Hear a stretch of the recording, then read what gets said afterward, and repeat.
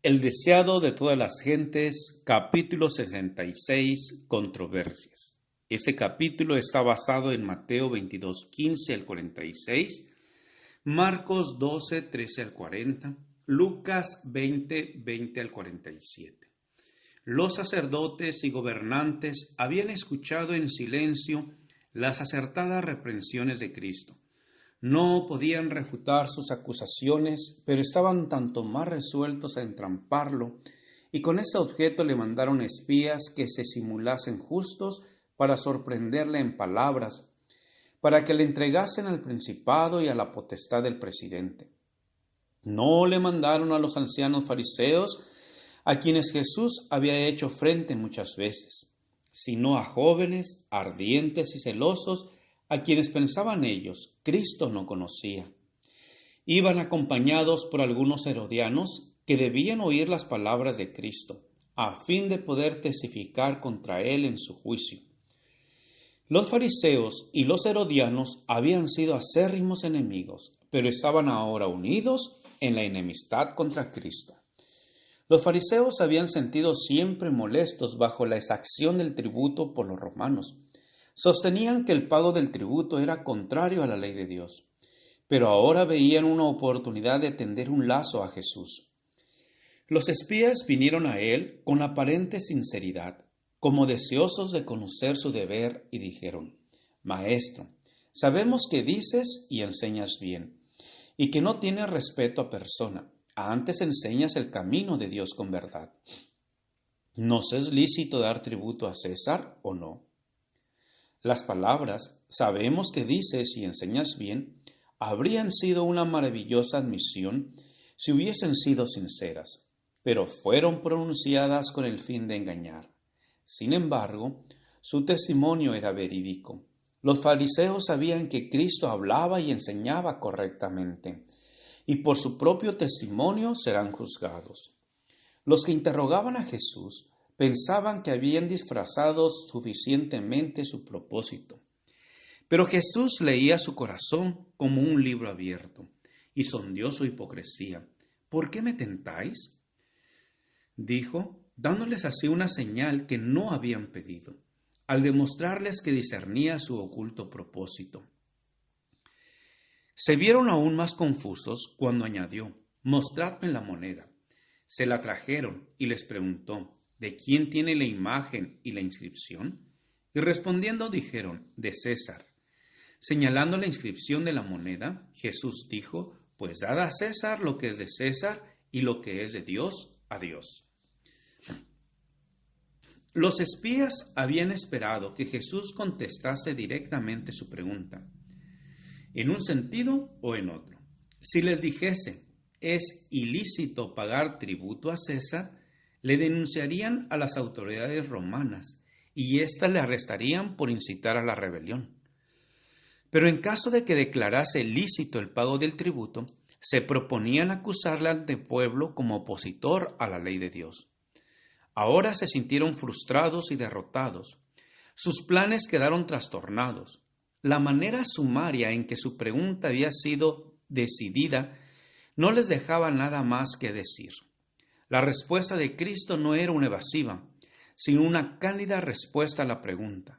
Teniendo en su mano la moneda romana, sobre la cual estaban estampados el nombre y la imagen de César, declaró que ya estaban viviendo bajo la protección del poder romano.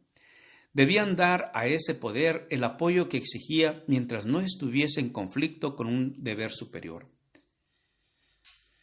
Pero mientras se sujetasen pacíficamente a las leyes del país, debían en toda oportunidad disfrutar su primera fidelidad a Dios. Las palabras del Salvador, dad lo que es de Dios a Dios, eran una severa reprensión para los judíos intrigantes. Si hubiesen cumplido fielmente sus obligaciones para con Dios, no habrían llegado a ser una nación quebrantada, sujeta a un poder extranjero. Ninguna insignia romana habría ondeado jamás sobre Jerusalén. Ningún centinela romano habría estado en sus puertas. Ningún gobernador romano habría regido dentro de sus murallas. La nación judía estaba entonces pagando la penalidad de su apartamiento de Dios.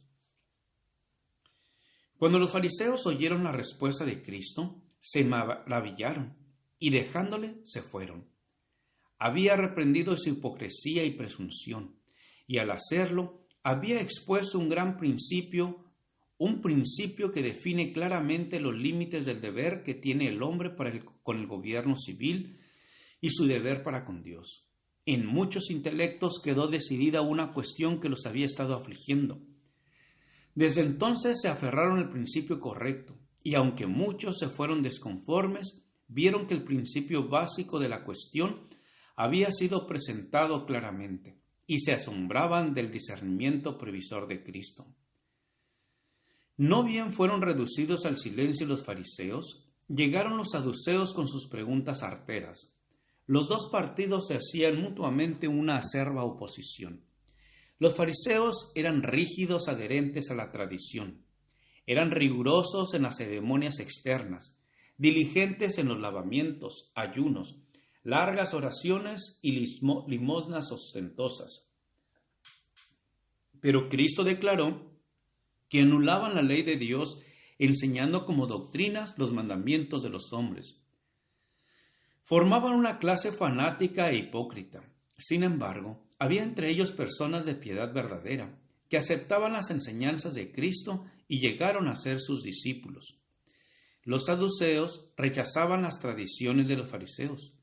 Profesaban creer la mayor parte de las Escrituras y considerarlas como su norma de acción, pero en la práctica eran escépticos y materialistas.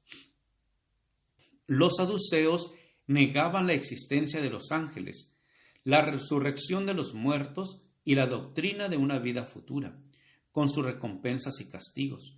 En todos estos puntos diferían de los fariseos.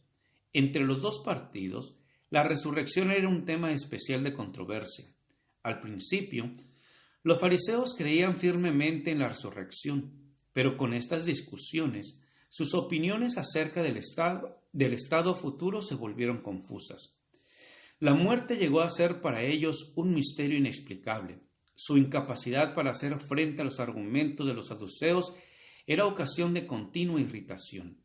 Las discusiones entre las dos partes tenían generalmente como resultado airadas disputas que los separaban siempre más. Los saduceos eran mucho menos numerosos que sus oponentes y no tenían mucho dominio sobre el pueblo común, pero muchos de ellos eran ricos y ejercían la influencia que imparte la riqueza. En sus filas figuraba la mayor parte de los sacerdotes, y de entre ellos se elegía generalmente al sumo sacerdote. Pero esto se hacía, sin embargo, con la expresa estipulación de que no fuesen recalcadas sus opiniones escépticas. Debido al número y la popularidad de los fariseos, era necesario que para los saduceos dar su esquiescencia externa a sus doctrinas mientras ocupaban un cargo sacerdotal. Pero el hecho mismo de que eran elegibles para tales cargos daba influencia a sus errores. Gracias por escuchar este audio. Te invito a escuchar la siguiente parte. Jehová te bendiga y te guarde. Con aprecio, Pastor Juan Manuel Flores Espinosa.